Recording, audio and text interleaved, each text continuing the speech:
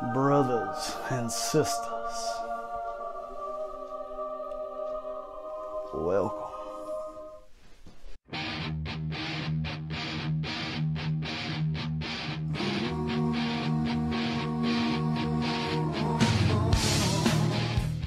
All right, ready for church. Brothers and sisters, the Reverend Mike Hardcastle here, bringing you creepy gaming. That's right, folks. Today we will be talking about Far Cry 5. Now there's a lot to get into this episode and a lot to cover. So without any further ado, we're just going to jump right in, folks. It's time, brothers and sisters, to turn the lights down and the volume up as we journey into some creepy gaming. You've been blessed, my child. We save those lost souls, whether they want to be saved or not. People don't want to believe groups like this exist. People are scared, man. Some will wish to harm us. Some will wish to destroy all that we have built here together. Some will betray us. We don't know what he's capable of. Ow. Who? Their leader. Joseph Seed. They call him the Father. And those in the outside world are blind. They do not believe. They have no faith. But I will make them see.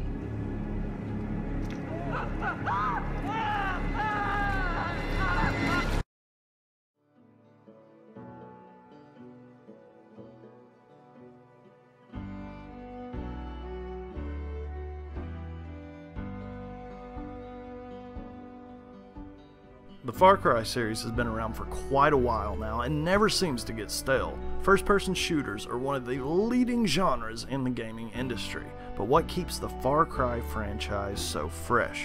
If I may, I'll answer that in one word: the setting.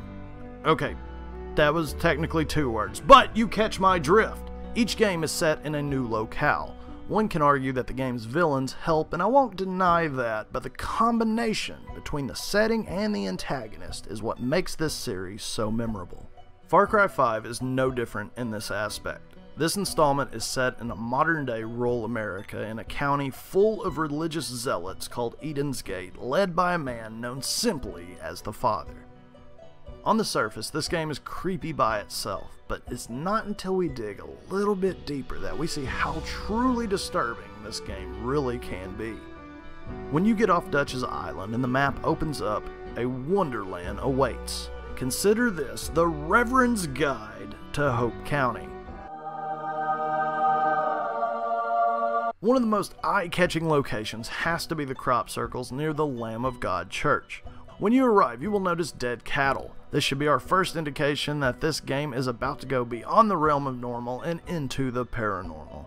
The crop circles actually tie in with the out-of-this-world side mission. Apparently, Larry wants to get beamed up, so he asks for your assistance. Once the side quest is complete, Larry actually gets his wish, but that's not all.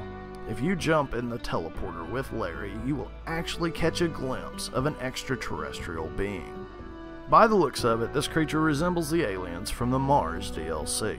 Speaking of downloadable content, Far Cry 4 features the Valley of the Yetis DLC, and while I haven't personally seen any visual evidence, it is said that a Yeti is featured in Far Cry 5.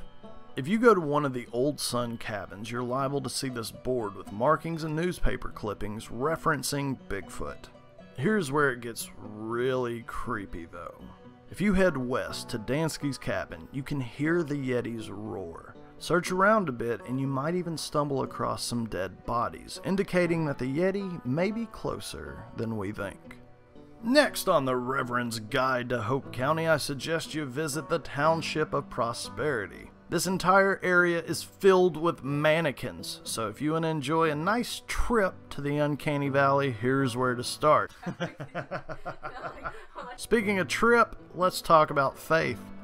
Being a sibling of the Seed family, Faith can be seen on occasions randomly appearing out of nowhere. She'll frolic around for a bit and then disappear before your very eyes. While this is explained in the main story, it still makes for a creepy moment. Here's some even more disturbing news on Faith.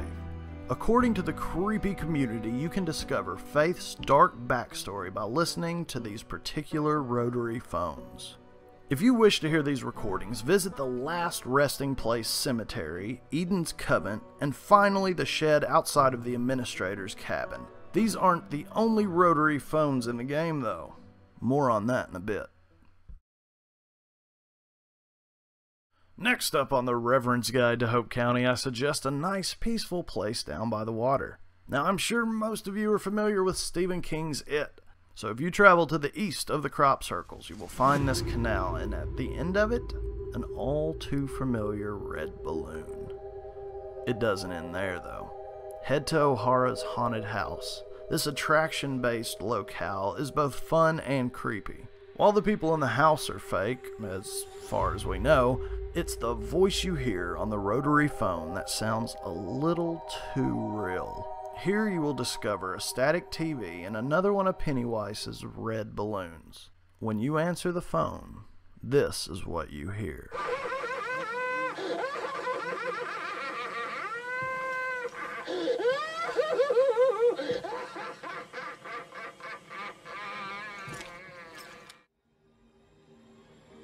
If that wasn't disturbing enough, take the zip line down from the barn to O'Hara's and you will see this strange white figure peeking out of the window at you. Is this Pennywise, O'Hara's ghost, or something else? Since we're on the subject of haunted houses, let's visit King's Hot Springs Hotel. This location is supposedly haunted. At first it is a cult outpost, but once you clear them out, the hotel sits eerily quiet and abandoned. This strange ambient music begins to play as well, but here is where it gets even stranger. A note claims that 16 people died in this hotel, and for whatever reason the only door open is room 203. Is this where the murders were carried out? While you can't enter the room, one can only wonder why the door is jarred and what is on the other side. Can I get a amen? To wrap up the Reverence tour of Hope County, make sure you visit Brightwarden Radon Spa. If you didn't know, radon is a radioactive chemical compound that some people believe could actually heal them. In this dilapidated location, you'll notice these random dead bodies of people who are believed to have stayed in the radon just a little too long. The most disturbing part of this location, though, is that sometimes you may see shadow people emerging from these dead bodies and then chase after you. This concludes the Reverend's spooky guide to Hope County. I hope you enjoyed the trip. All kidding aside, Far Cry 5 features some very heavy themes while maintaining a fun, light tone. Hats off to Ubisoft for their handling of the material. This particular story could have come across in a number of manners, but I feel that the developers kept just enough balance between creepy and fun.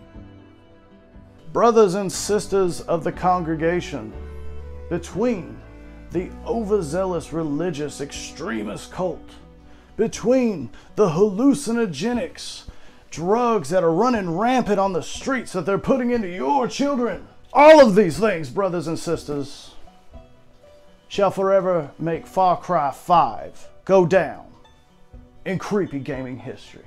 All hail to the Father. All kidding aside, folks, I would like to thank you all so much for joining me today for Creepy Gaming. Thank you all so much for watching. I truly hope you enjoyed. I am the Reverend Mike Hardcastle saying, sticky, stay creepy. Thank you all for watching. Peace. You've been blessed.